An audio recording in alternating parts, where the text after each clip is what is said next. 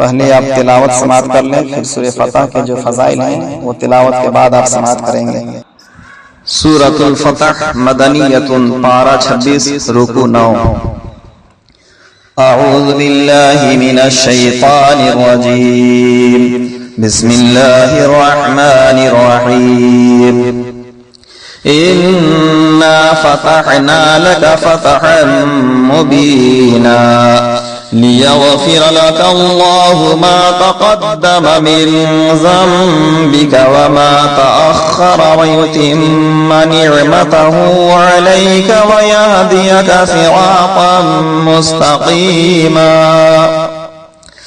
व यंसुरका अल्लाहु नस्रन अज़ीज़ा हुवल्लज़ी अंज़ल अस्सकीनता फ़ी क़ुलूबिल मुअमिनीना लियज़दादू ईमानन मअ ईमानिहिम वलिल्लाहि जुनूदुस समावाति वल अर्दि व काना अल्लाहु अलीमन हकीमा।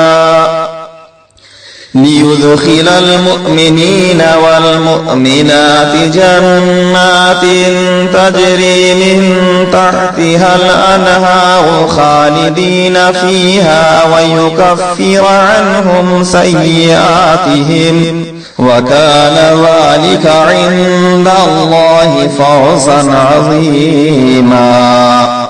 ويعذب المنافقين والمنافقات والمشركين والمشركات الظانين بالله ظن السوء عليهم دائرة السوء وغضب الله عليهم ولعنهم وأعد لهم جهنم وساءت مصيرا. ولله جنود السماوات والأرض وكان الله عزيزا حكيما.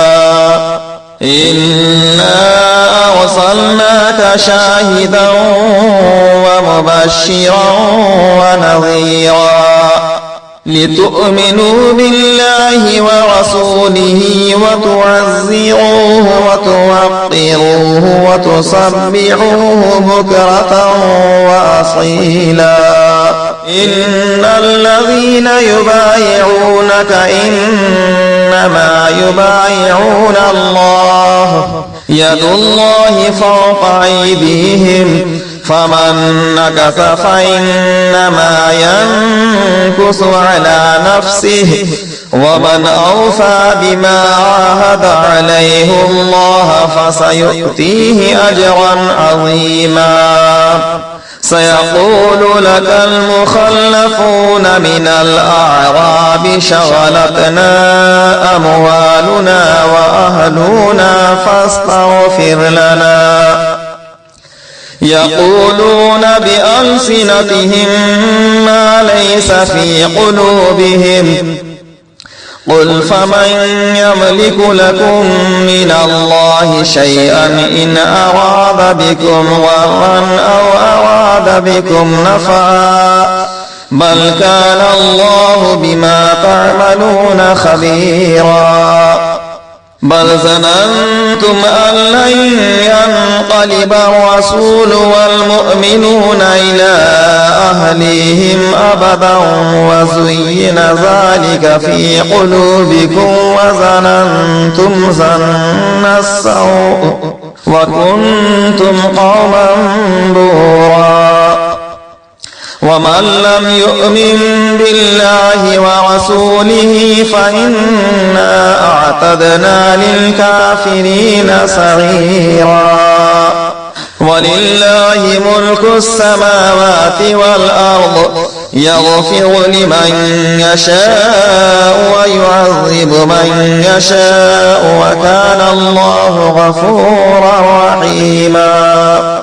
سيقول المخلفون إذا انطلقتم إلى مغانم لتأخذوها ذرونا نتبعكم يريدون أن يبدلوا كلام الله لن تتبعونا كذلكم قال الله من قبل فسيقولون بل تحسدوننا بل كانوا لا يفقهون إلا قليلا قل للمخلفين من الأعراب ستدعون إلى قوم أولي بأس شديد تقاتلونهم أو يسلمون فإن تطيعوا يؤتكم الله أجرا حسنا وإن تتولوا كما توليتم من قبل يعذبكم عذابا أليما ليس على الأعمى حرج ولا على الأعرج حرج ولا على المريض حرج ومن يطع الله ورسوله يدخله جنات تجري من تحتها الأنهار ومن يتولى يعذبه عذابا أليما لقد رضي الله عن المؤمنين إذ يبايعونك تحت الشجرة فعلم ما في قلوبهم فأنزل السكينة عليهم وأثابهم فتحا قريبا ومغانم كثيرة يأخذونها وكان الله عزيزا حكيما وعدكم الله مغانم كثيرة تأخذونها فعجل لكم هذه وكف أيدي الناس عنكم ولتكون آية للمؤمنين ويهديكم صراطا مستقيما وأخرى لم تقدروا عليها قد أحاط الله بها وكان الله على كل شيء قديرا ولو قاتلكم الذين كفروا لولوا الأدبار ثم لا يجدون وليا ولا نصيرا سنة الله التي قد خلت من قبل ولن تجد لسنة الله تبديلا وهو الذي كف أيديهم عنكم وأيديكم عنهم ببطن مكة من بعد أن أظفركم عليهم وكان الله بما تعملون بصيرا هم الذين كفروا وصدوكم عن المسجد الحرام والهدي معكوفا أن يبلغ محله ولولا رجال مؤمنون ونساء مؤمنات لم تعلموهم أن تطعوهم فتصيبكم منهم معرة بغير علم ليدخل الله في رحمته من يشاء لو تزينوا لعذبنا الذين كفروا منهم عذابا أليما إذ جعل الذين كفروا في قلوبهم الحمية حمية الجاهلية فأنزل الله سكينته على رسوله وعلى المؤمنين وألزمهم كلمة التقوى وكانوا أحق بها وأهلها وكان الله بكل شيء عليما لقد صدق الله رسوله الرؤيا بالحق لتدخلن المسجد الحرام إن شاء الله آمنين محلقين رؤوسكم ومقصرين لا تخافون فعلم ما لم تعلموا فجعل من دون ذلك فتحا قريبا هو الذي أرسل رسوله بالهدى ودين الحق ليظهره على الدين كله وكفى بالله شهيدا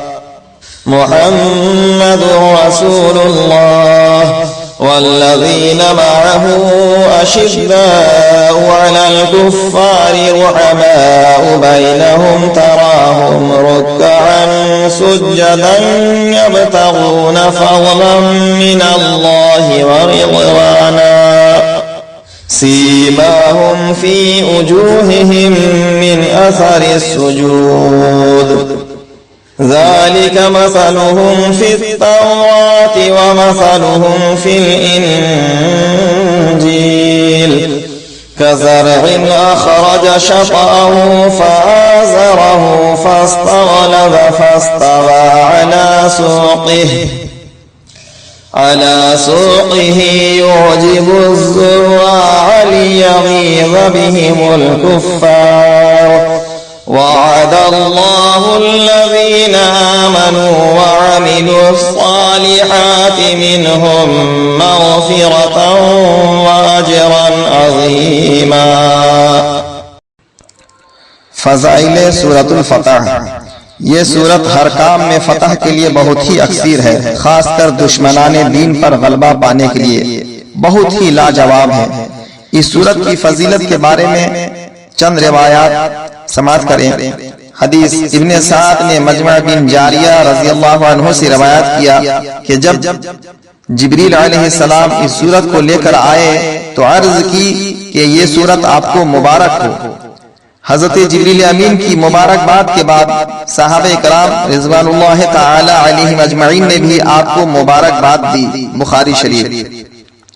اگر کسی شخص کے کاروبار یا دولت کے متعلق کوئی حسد کرتا ہو تو اس سورت کو 40 روز تک روزانہ ایک مرتبہ کاروبار کے مقام پر پڑھے، انشاءاللہ حاسدوں کے حسد سے ہمیشہ محفوظ ہو جائے گا.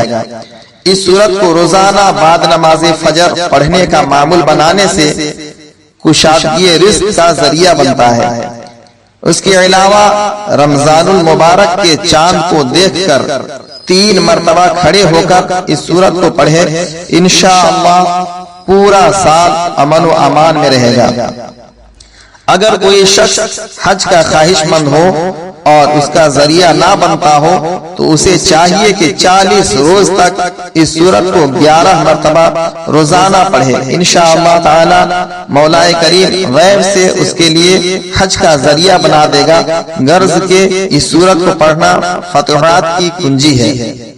ویڈیو پسند آئے تو لائک، شیئر، کامنٹ اور یوٹیوب رضوی چینل لوہردگا کو سبسکرائب کرنا نہ بھولیں. دعاؤں کا طالب محمد اشرف اللہ رضوی لوہردگاوی.